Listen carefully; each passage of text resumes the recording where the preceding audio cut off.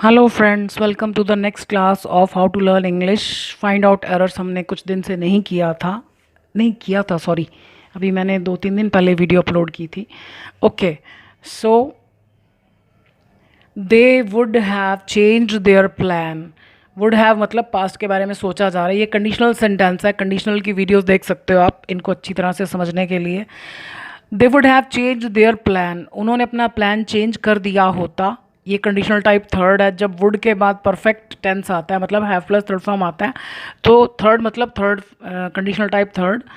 If they knew about the presence of the police, अगर यहाँ पर वुड हैव आ रहा है तो यहाँ पर पास्ट परफेक्ट टेंस आएगा हमेशा।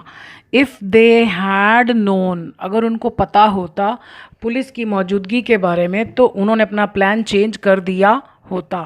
But for the carelessness of mother, ये कंडीशनल टाइप थर्ड होता है। ये इफ़ के बराबर होता है। इसका मतलब होता है कि अगर ये चीज़ नहीं होती, यानी अगर मदर की केयरलेसनेस ना होती, अगर मदर की लापरवाही ना होती। मदर से पहले मैंने आपको बताया फादर, मदर से पहले वी डोंट यूज़ द। अगर हम बता रहे हैं किसकी mother, only then we use the mother. Otherwise अकेली जब आ रही हैं तो कुछ नहीं यूज़, कोई आर्टिकल यूज़ नहीं करना। So but for the carelessness of mother the accident would have not occurred. Occurred means होता है हैपन, घटित हो जाना। यहाँ पर मिस्टेक क्या है, ये कंडीशनल टाइप थर्ड है। इसके बाद जो नॉट है ये पहले हेल्पिंग वर्ब के बाद आता है। The accident would not have occurred, ये नॉट यहाँ आना चाहिए। वर द वेदर प्लेजेंट, ये कंडीशनल टाइप सेकेंड है। ये यहाँ पर वर जो है इफ़ का काम भी कर रहा है। वर द वेदर प्लेजेंट का मतलब है कि if the weather were pleasant. Weather दो होते हैं, एक तो मौसम और एक होता है वेदर कंजंक्शन, वो WHETHER होता है। ये शायद मैंने आपको पहले भी किसी वीडियो में बताया होगा, अगर नहीं याद तो दोबारा बता देती हूँ। W के बाद जब ईट आता है, EAT, ईट, ईट का मतलब होता है खाना, किसी चीज़ को खाना। तो हमें मौसम के हिसाब से खाना चाहिए। तो जब W के बाद ईट आता है तो वो मौसम होता है, क्योंकि मैंने स्टूडेंट को यहाँ भी मिस्टेक करते हुए देखा है। उनको कंजंक्शन वाला वेदर और ये वाला वेदर, मौसम वाला वेदर में स्पेलिंग में कन्फ्यूजन रहता है। तो आप मौसम वाला क्या है, ईट, W के बाद ईट आएगा तो वो मौसम है। सो वर द वेदर प्लेजेंट, अगर मौसम प्लेजेंट हो, भले ही हम यहाँ पास्ट टेंस यूज़ कर रहे हैं, ये कंडीशनल टाइप सेकेंड है, ये अभी की बात कर रहा है।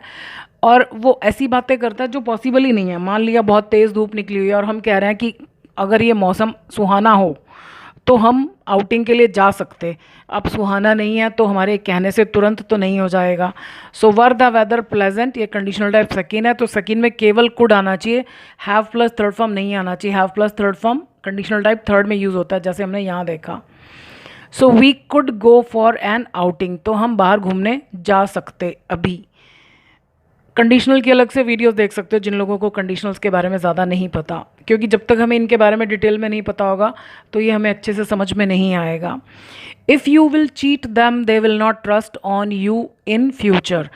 इफ़ क्लॉज में विल नहीं आता, सिंपल प्रेजेंट टेंस, ये कंडीशनल टाइप फर्स्ट है। फर्स्ट मतलब first form. If you cheat them, अगर तुम उन्हें धोखा दोगे। They will not trust, trust के बाद ऑन नहीं आता, कोई प्रपोजिशन नहीं आती। They will not trust you in future, वे तुम पर फ्यूचर में भरोसा नहीं करेंगे। ट्रस्ट और बिलीव में क्या फ़र्क होता है? ट्रस्ट का मतलब होता है एक अच्छी इमेज होना किसी इंसान की, कि ये इंसान अच्छा है। जैसे हम कहते हैं उन्होंने मुझे 2 लाख रुपए दे दिए बैंक में जमा करने के लिए, बिकॉज दे ट्रस्ट मी, क्योंकि वो मुझ पर भरोसा करते हैं कि मैं एक ईमानदार इंसान हूँ। बिलीव का मतलब होता है कि एक सिचुएशन में आप उस चीज़ पर बिलीव करते हैं या नहीं करते। ट्रस्ट बेसिकली मतलब किसी की ऑनेस्टी और सिंसियरिटी के लिए आता है। लाइक कोई कहता है कि मैंने कुछ आदमियों को देखा, वो हाथों से मतलब हाथों के सहारे भाग रहे थे, तो हम कहते हैं आई डोंट बिलीव यू, मतलब मुझे आपकी बात पर एतबार नहीं है। हो सकता है आप अच्छे इंसान हो, लेकिन अभी जो आप बोल रहे हो उस पर मुझे विश्वास नहीं है। तो बिलीव एक टेम्प्रेरी सिचुएशन के लिए आ सकता है, आता है। ट्रस्ट आप मतलब किसी की इमेज की बात हो रही है कि वो एक अच्छा इंसान है, बेसिकली ईमानदार है। Had you had brave you would not have run away from there. अब ये देखो वुड हैव रन, ये कंडीशनल टाइप थर्ड है, लेकिन यहाँ गड़बड़ है।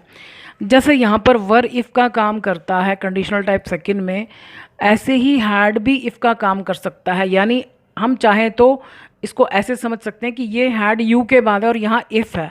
इफ़ यू हैड ब्रेव, अगर तुम बहादुर होते। अब मान लिया हमें समझ में ही नहीं आ रहा कि क्या गलती है। आप वैसे तो ये चीज़ समझने के लिए सबसे अच्छी चीज़ है, आप मैंने 2 वीडियोस बनाई हैं मॉडल सेंटेंसेस के ऊपर। स्टूडेंट्स को अक्सर कन्फ्यूजन होता है, 2 बार हैड आ गया अब इसका क्या मतलब है, हैव हैड आ गया तो क्या मतलब है, हैड बीन अकेला आ गया तो क्या मतलब है। अगर आप वो 2 वीडियोस देखोगे मॉडल सेंटेंसेस की, अभी थोड़े दिन पहले ही डाली है मैंने, तो आपको ये सब कन्फ्यूजन क्लियर हो जाएंगे कि हैड और हैड बीन का क्या मतलब है।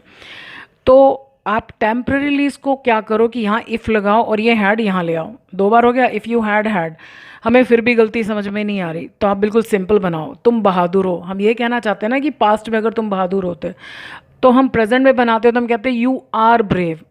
तो आर तो हमें कहीं दूर दूर तक दिखाई नहीं दे रहा। आर क्या है, बी की फॉर्म है, तो यानी ईज़ैम आर आना चाहिए। तो पहला हैड तो हमने इसलिए लगाया क्योंकि ये पास्ट परफेक्ट में बनेगा, यहाँ पर दोबारा हैड नहीं आना चाहिए, यहाँ पर ईज़ैम आर की थर्ड फॉर्म बीन आना चाहिए।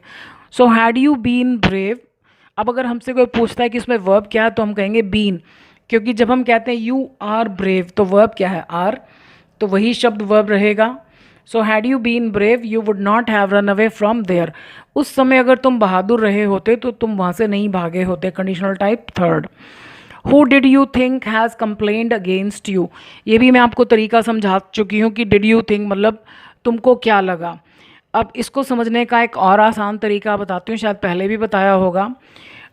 या तो डिड यू थिंक के बाद सेंटेंस ख़त्म हो जाए, लेकिन जब डिड यू थिंक के बाद भी आगे बात चल रही है और स्टार्टिंग में व्हाट नहीं दिख रहा आपको, वैसे तो कायदे से व्हाट होना चाहिए ना कि तुम क्या सोचते हो, तो आप समझ जाइए कि व्हाट इस शब्द के नीचे दबा हुआ, ये शब्द 2 काम कर रहा है, व्हाट का काम भी कर रहा है और अपना काम तो कर ही रहा है।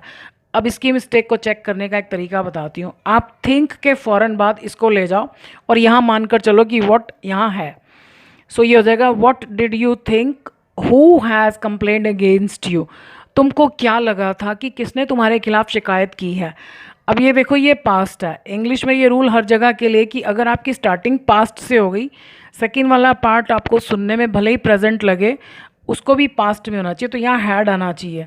ये जो हु है एक्चुअली ये यहाँ से उठकर यहाँ आ गया और ये 2 काम करने लगा, व्हाट का भी और हु का भी। तो ये शब्द कहाँ फिट होता है, थिंक के बाद, फौरन बाद, ऐसे चेक कर सकते हैं। तो यहाँ हैड आना चाहिए। वर द टॉयज़ चीप, ये बिल्कुल ऐसा ही है जैसे ये conditional type second. If the toys were cheap मतलब अभी हम खिलौने देख रहे हैं, अभी के अभी तो खिलौने बहुत महंगे हैं, हम मन ही मन सोचते हैं अगर ये सस्ते होते तो she would have bought some. अब बात तो हम अभी की कर रहे हैं और यहाँ पर हम पास्ट में चले गए। ये कंडीशनल टाइप सेकंड है तो सेकंड में सेकंड फॉर्म आनी चाहिए। सेकंड फॉर्म भी किसकी, विल की सेकंड फॉर्म, वर्ब की सेकंड फॉर्म नहीं। तो विल की सेकंड फॉर्म क्या होती है, वुड, लेकिन वुड के बाद ये फर्स्ट फॉर्म आएगा, हैव की ज़रूरत नहीं यहाँ पर।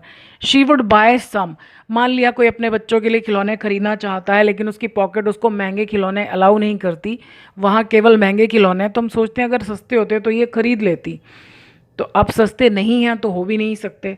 सो she would buy some means some toys. If she were careful, अब ये देखो यहाँ पर हमने वर बाहर लिखा, यहाँ पर हमने इफ़ लगा दिया, एक ही बात है। इफ़ शी वर केयरफुल, अगर वो केयरफुल हो, she could have understood the whole thing. अब क्या है कि आप सोचोगे कि हम ये भी ठीक है ग्रामेटिकली, तो हम इसके हिसाब से इसको चेंज कर देते हैं। एक्चुअली हमें कहीं पर भी टाइम का हिंट नहीं दिया हुआ कि हम पास्ट की बात कर रहे हैं, तो हम इसको ऐसे ठीक करते हैं कि ये कंडीशनल टाइप सेकंड है तो हम इसको भी सेकंड में बना देते हैं। अगर यहाँ ऐसे होता कि she could have understood the whole thing in the meeting, तो फिर हमें पता चल जाता कि मीटिंग हो चुकी है, पास्ट की बात हो रही है, तो फिर हम इसको चेंज करते।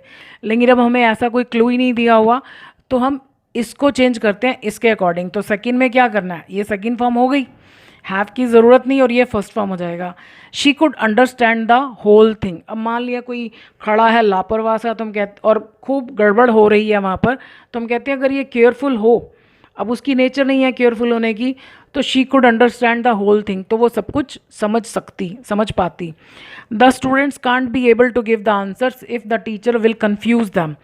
ये इफ़ क्लॉज आ गया, ये कंडीशनल है, conditional type first, if clause में विल नहीं आता।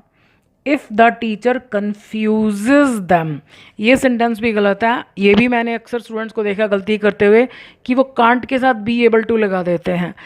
कांट और बी एबल दोनों का मतलब एक ही है। बी एबल का मतलब क्या होता है? समर्थ होना, काबिल होना कोई काम करने में, और कांट का मतलब यही है। जैसे अगर मैं कहूँ कि I can't speak all the languages, मतलब मैं सारी लैंग्वेजेस नहीं बोल सकती हूँ, तो that means I am not able. तो दोनों कैसे इकट्ठा आ सकते हैं? दोनों का मीनिंग तो सेम ही है। सो द स्टूडेंट्स, या तो हम लिखें the students can't give the answers, या फिर इस कांट को निकाल दें, will not be able to give. The students will not be able to give the answers, यानी स्टूडेंट्स जवाब नहीं दे पाएंगे if the teacher confuses them, यहाँ विल नहीं आएगा। ये इस शीट में ज़्यादातर सेंटेंसेस कंडीशनल से रिलेटेड है। मैं आपको एरर्स जब भी करवाऊंगी, मेरी कोशिश रहेगी कि एक ही टॉपिक से रिलेटेड हो, ताकि वो आपको अच्छी तरह से समझ में आ जाए। तो आप साथ के साथ उस टॉपिक से रिलेटेड वीडियोस भी देख सकते हैं अगर नहीं देखी हैं, ताकि आपको ये सब अच्छे तरह से समझ में आ जाए। मेरी कोशिश है कि आपको एरर्स इतनी अच्छी तरह से समझ में आ जाए कि सेंटेंस आप पूरा पढ़ें भी नहीं और आपको एरर समझ में आ जाए। लेकिन उसके लिए हमें प्रैक्टिस करनी पड़ेगी, तो इसलिए कोशिश है कि एक ही टॉपिक या एक या दो टॉपिक लूँ। तो आज के मैक्सिमम सेंटेंसेस आपको कंडीशनल्स वाले दिख रहे होंगे, बीच में दूसरे भी हैं लेकिन वो कम हैं। He would have not failed if he worked hard. अब ये कंडीशनल टाइप थर्ड है, लेकिन इसमें क्या मिस्टेक है? नॉट जो है हमने सेकंड वाले हेल्पिंग वर्ब के बाद लगाया। नॉट हमेशा फर्स्ट हेल्पिंग वर्ब के बाद आता है। He would not have failed, अब ये पास्ट के बारे में सोचा जा रहा है कि वो फेल नहीं हुआ होता। तो जो कंडीशनल पास्ट की बात करता है वो है कंडीशनल टाइप थर्ड, तो यहाँ पर पास्ट परफेक्ट टेंस आना चाहिए। If he had worked hard, अगर उसने मेहनत की होती। Unless she will not fill the form, जब तक वो फॉर्म नहीं भरेगी। अनलेस के बाद ना तो विल आता है ना नॉट आता है। Unless she fills the form she can not apply for the job, वो जॉब के लिए अप्लाई नहीं कर सकती है। Hardly had he hitted, hit की थर्ड फॉर्म हिट ही होती है। Hardly had he hit a sixer, अभी मुश्किल से उसने एक सिक्सर लगाया ही था। दैन, हार्डली के साथ दैन नहीं व्हेन आता, WHEN, when the people started clapping, कि लोगों ने ताली बजाना शुरू कर दिया। Hit hit hit. You are my boss for many years, तुम बहुत साल से, जब भी टाइम के साथ से आ जाए वो परफेक्ट कॉन्टीन्यूज़ होता है, पर इसमें कोई काम ही नहीं हो रहा, हिंदी में रहा शब्द नहीं आ रहा, तो ये परफेक्ट में बनेगा, बट मीनिंग वाइज ये परफेक्ट कॉन्टीन्यूज़ ही है। तो परफेक्ट में बनाने के लिए आर के बिना तो ये बनेगा ही नहीं। यू आर माई बॉस, तो हमको परफेक्ट में बनाने के लिए यहाँ लगाना है हैव, और इसकी थर्ड फॉर्म बीन। अगेन इसके लिए आप मेरी वो वीडियो देख सकते हो, मॉडल सेंटेंसेस, आपको समझ में आ जाएगा हैव बीन कैसे आया। So you have been my boss for many years. The weather is too hot to be gone outside. TOO जब हम यूज़ करते हैं उसके बाद जो इन्फिनेटिव आता है उसका मीनिंग नेगेटिव होता है। अब मौसम इतना गर्म है कि बाहर नहीं जाया जा सकता है। अब स्टूडेंट सोचते हैं कि अब इसमें जाने वाला तो है नहीं, तो इसमें पैसिव बना दो। ये पैसिव में यूज़ ही नहीं होता, गॉन। सो ये ऐसे बनेगा, the weather is too hot to go outside. Under यहाँ पर जब नॉन लिविंग हो तो आप पैसिव सेंस निकल रही हो तब भी आप एक्टिव यूज़ कर सकते हो, लेकिन यहाँ पैसिव तो गलत है क्योंकि वेदर के द्वारा कोई सेंस नहीं निकल रही। So the weather is too hot to go outside. So I hope आपको थोड़ी और क्लैरिटी मिली होगी। सो अभी के लिए इतना ही। Thank you for watching this video.